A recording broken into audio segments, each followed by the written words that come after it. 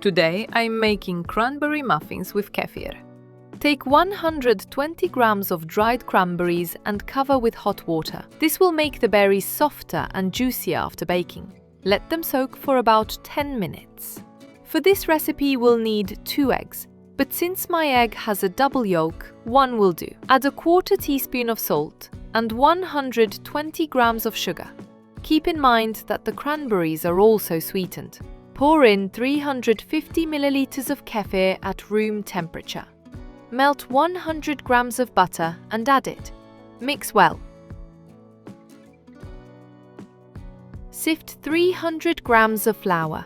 Add 1 heaping teaspoon of baking powder and stir until the batter is smooth and lump-free. This is the texture we're looking for. Now, drain the cranberries and pat them dry with paper towels. They'll be well softened and won't dry out during baking. Lightly dust them with flour.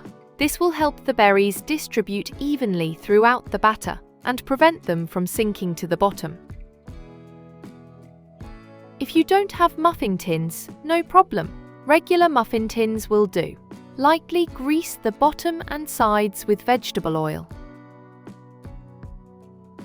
Cut small circles of parchment paper and line the bottom. This will prevent the muffins from sticking. Give the batter one last stir and fill the tins about 2/3 full.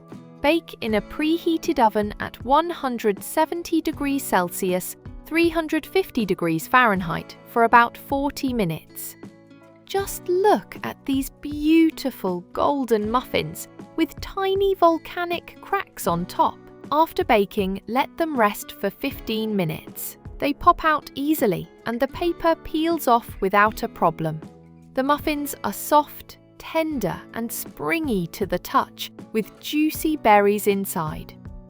If you liked this recipe, please like and subscribe to my channel. See you next time. Bye!